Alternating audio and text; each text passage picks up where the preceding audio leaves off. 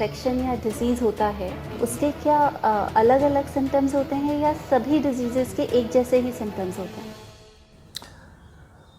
जैसे हेल्थ का एक सिम्टम है और वो है वेलबींगनेस, वैसे हर एक डिसीज़ का अपना एक सिम्टम रहता है।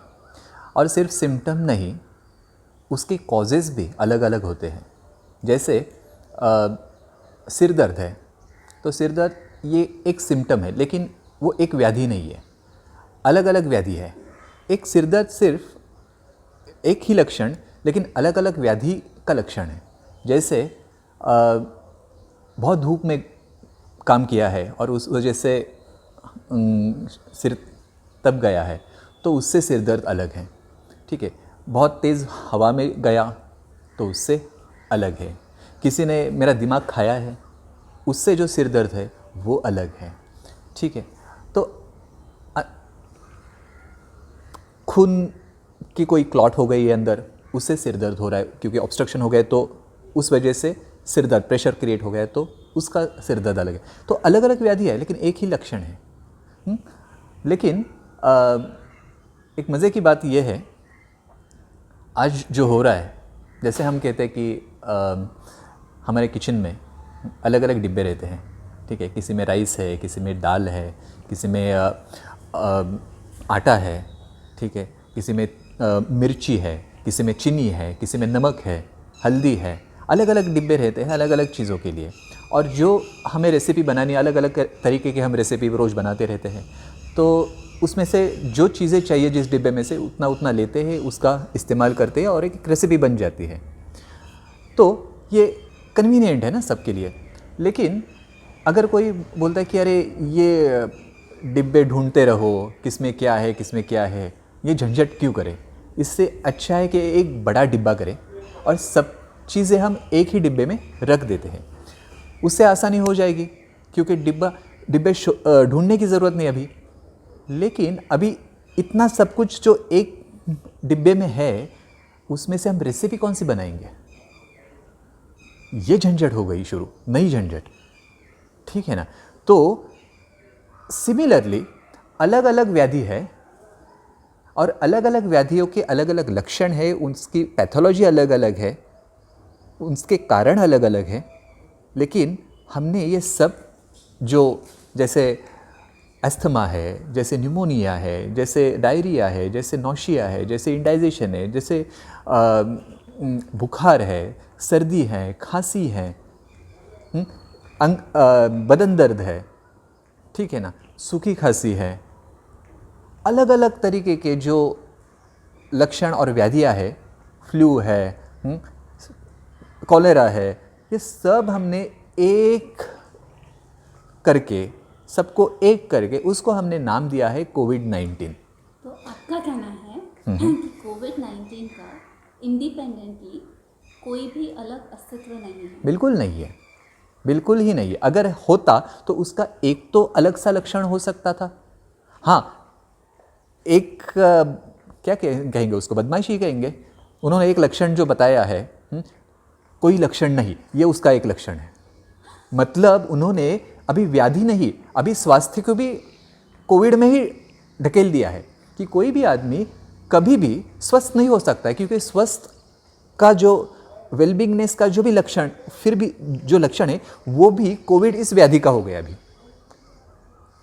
ये तो सचिन, आपका कहना है कि ये जो कोविड के स्पेशल लक्षण बोल रहे हैं कि आपका स्मेल चला जाता है या टेस्ट चला जाता है, ये बाकी भी दूसरी चीज़ों में होता है? बहुत सारी व्याधियों में, और हमेशा हम वो ट्रीट करते रहे, नहीं बिल्कुल नहीं है। पहली बात तो क्या हुआ है, एलोपैथी में ये लक्षणों को इस तरीके से देखने का उनका नज़रिया बहुत वीक है। हम जब आयुर्वेद के ग्रंथों में तो अरुचि ये सबसे पहली चीज़ है। अरुचि, अरुचि मतलब रुचि जाना। आस्य वैरस्य, आस्य का मतलब मुंह, और वैरस्य मतलब विरसता, रस खराब होना, मतलब अपना स्वाद खराब होना, आस्य वैरस्य। ये ऐसे ऐसे लक्षण है अलग अलग। मतलब रस विद्वेष, मतलब किसी भी स्वाद अच्छा नहीं लगना। देखिए, हमारे ऐसा समझा जाता है कि हमारी टंग में एक एक सेल की हजार हजार रस के सेंसर्स उसमें है। एक एक सेल में अलग अलग किस्म के वो इतने माइन्यूटली वो डिफरेंशिएट करने वाली उसमें चीज़ें हैं। नहीं तो चीनी भी मधुर है, और गुड़ भी मधुर है, गुलाब जाम भी मधुर है, और रसगुल्ला भी मधुर है। लेकिन हमें समझ में आ जाता कि रसगुल्ला रसगुल्ला है और गुलाब जाम है। तो ये क्यों होता है? तो इतना वो उसमें डिफरेंशिएट कर सकने वाली चीज़ें अंदर सेंसर्स इस मुंह में हैं, लेकिन हमने सबको एक कर दिया है और हम कंफ्यूज हो गए। अभी इसको ट्रीट कैसे करना है? उसको अभी इस कोविड को हम न्यूमोनिया की दवाई दे दे, या एंटीवायरल दे दे, या एस्थमा की दे दे, या एंटीफंगल दे दे, या इंडाइजेशन के ऊपर कुछ दे दे, या एंटी नॉशिया के लिए एंटी एमेटिक कुछ दे दे, क्या दे? या anti fever, anti malarial, anti microbial क्या दे? कंफ्यूज है सब कुछ। और फिर उन मेडिसिन्स के, उन ट्रीटमेंट्स के साइड इफ़ेक्ट्स, उनके एडवर्स रिएक्शंस। ये सबसे पहली बात यह है कि एक व्याधि है, सबको है, और उसको एक तरीके ट्रीटमेंट है, वन फिट्स ऑल। ये जो अप्रोच है ये बहुत गलत है। ये क्यों हो रहा है? क्योंकि ये आसान है, इसको कंट्रोल कर सकते हैं गवर्नमेंट लेवल के ऊपर, pan India level, pan world level, इस एक जैसा उसको ब्रॉडकास्ट कर सकते हैं। ये गवर्नमेंट की साइकोलॉजी रहती है, अप्रोच रहता है। लेकिन आदमी, हर एक आदमी अलग अलग है, यूनिक है, उसकी हर एक फेज़ यूनिक है, और उस यूनिक फेज़ के लिए यूनिक ट्रीटमेंट की ज़रूरत होती है। हमेशा उसकी दवा की ज़रूरत नहीं रहती है। 90% दवा की ज़रूरत नहीं होती। अगर वो परहेज़ ही ठीक तरह से कर रहा है तो दवा की ज़रूरत होती ही नहीं है। लेकिन वो नहीं कर रहा है, फिर दवा से भी बहुत सारा फ़ायदा नहीं होता है।